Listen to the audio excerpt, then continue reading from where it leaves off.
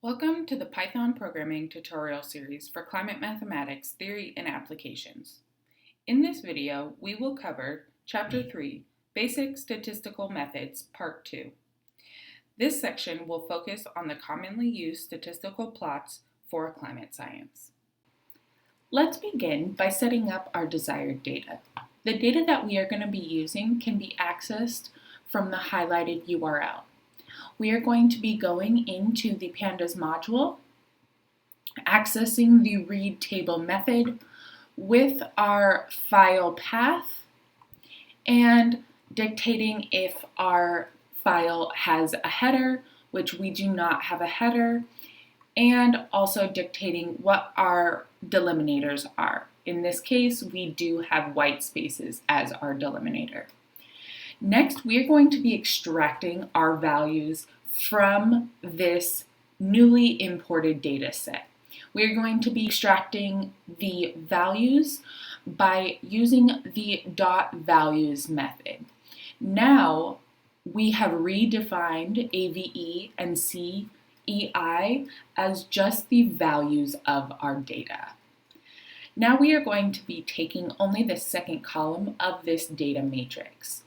We are going to name it tmean15, and the way we extract all rows is with this colon notation, and we are going to be accessing the second column only with that too.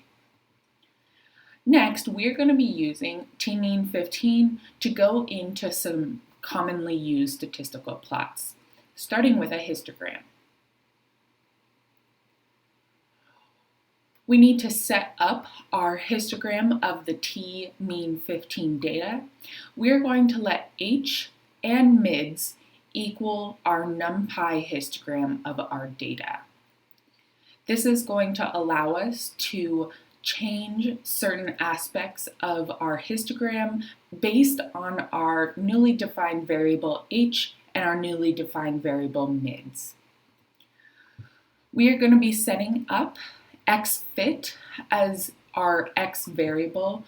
We are setting up a uniformly distributed sequence ranging from the min of tmean15 and the max of tmean15. This uniformly distributed sequence is going to have 30 elements in it. We are now going to be setting up the histogram's bin width. This is going to be how wide is each rectangle in our histogram.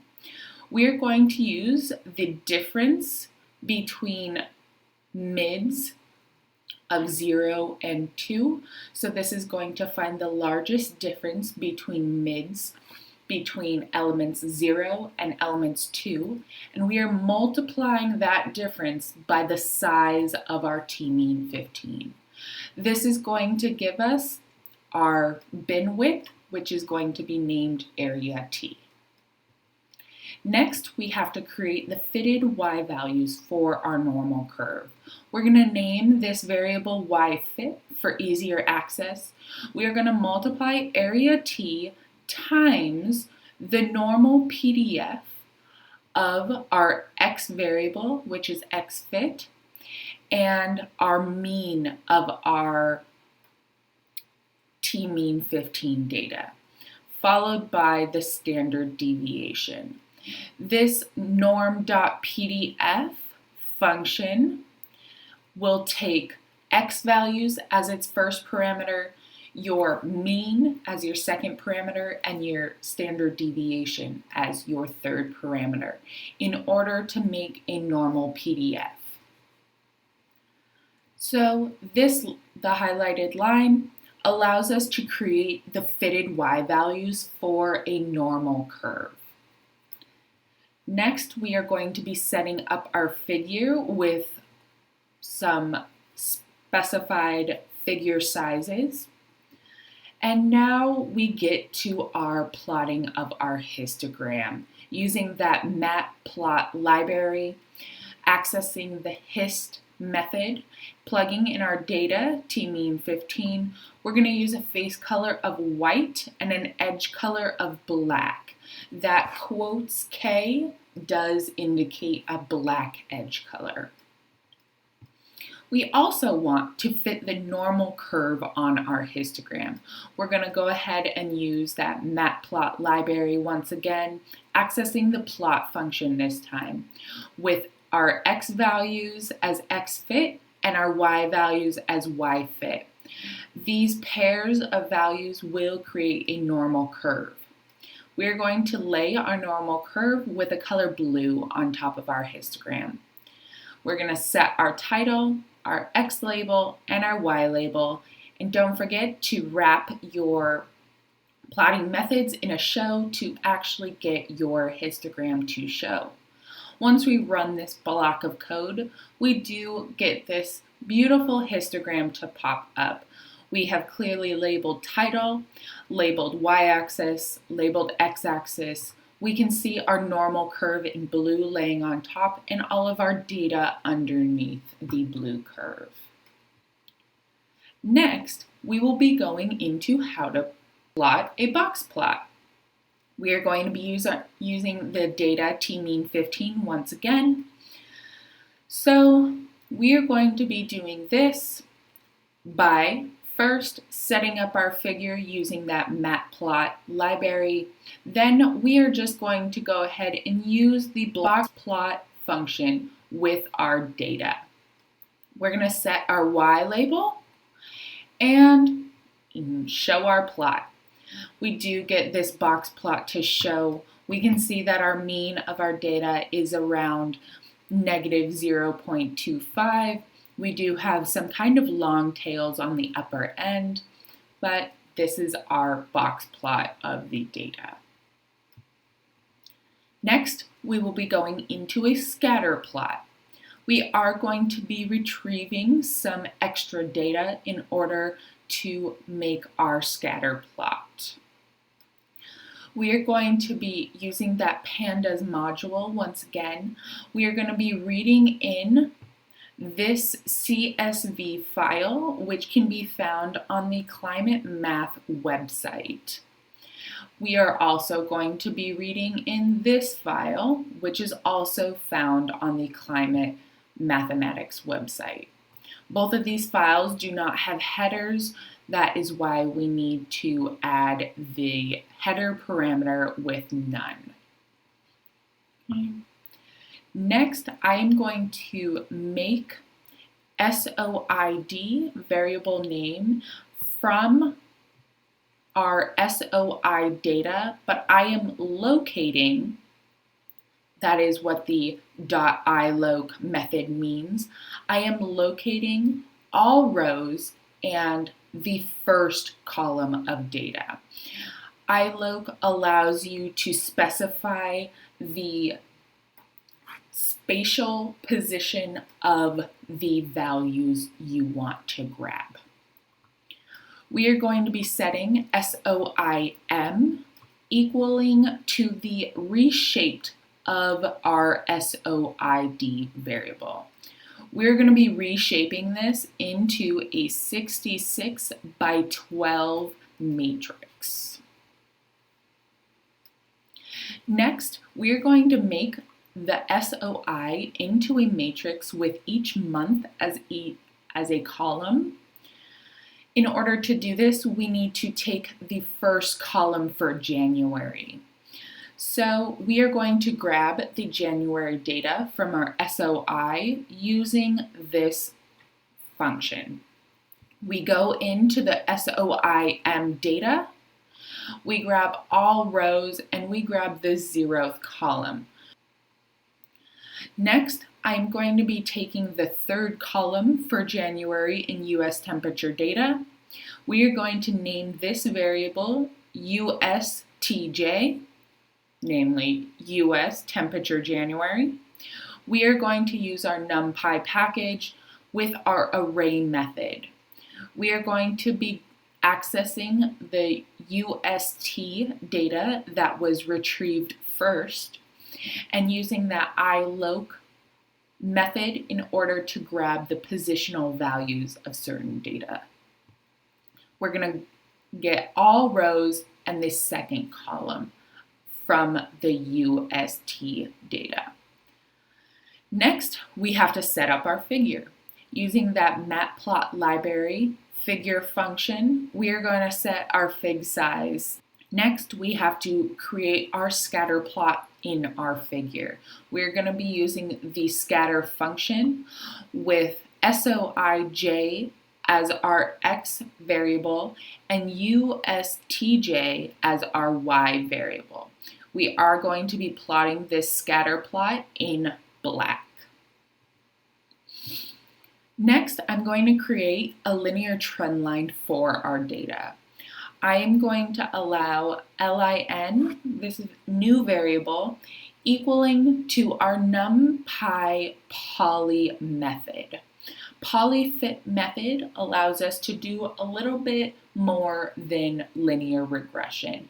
It allows for multiple X parameters and hierarchical modeling. We are going to use the SOIJ data as our X variables and our USTJ data as our Y variables. Next, we are going to set our linear regression equal to our NumPy poly 1D of our lin that we just created. Basically, this line creates a polyfit model. Then we are going to take our polyfitted model and stick it into a 1D model. So we do in fact get a linear regression trend line from these two lines of code. Next, we are going to be plotting our linear trend line on our scatter plot using that plot function found in the matplot library. We're going to use SOIJ as our X variable and our linear regression model on SOIJ as our Y variable. So we are plugging in SOIJ into our linear regression model to get those expected Y values. And we would like this line to be plotted in red. We're going to set our Y label, set our X label, and set our title. We're going to go ahead and run this block of code, and we do in fact get this scatter plot to show up. We have our data in black points, our trend line is in red. We have our title labeled, our Y-axis labeled, and our X-axis labeled. Next, we're going to be using our data to make a QQ plot. We are going to be accessing the QQ plot for the standardized temperature anomalies. So we need to standardize our t-mean 15. In order to standardize those temperature anomalies, you can do this by first taking the difference between your data and the mean of your data, and then dividing it by your standard deviation. When you do this type of calculation, you do get standardized values. So we are going to let our standardized t-mean 15 values equal our newly defined variable t-stand. I'm going to simulate 136 points that follow a normal curve. We are going to name this Qn, and I'm going to be accessing the NumPy package, going into the random module and accessing the normal function. We have a mean of 0, a standard deviation of 1, and a sample size of 136. Now I'm going to sort these points using the NumPy sort method. So QNS is now the sorted version of QN. Now we are going to create the actual QQ line.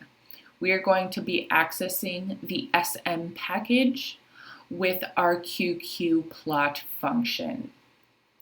We are going to use our standardized values with a line at 45 degrees.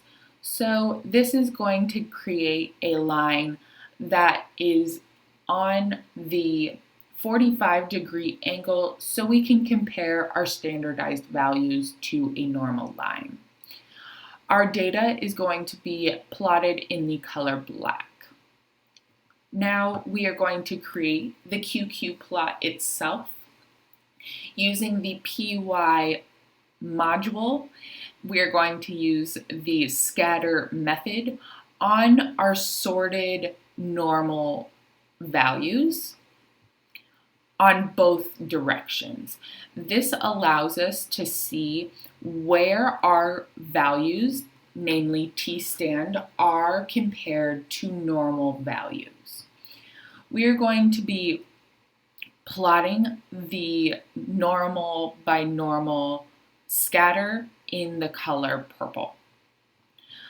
Lastly, we just want to name our plot, set the Y label, and set our X label, and then don't forget to show.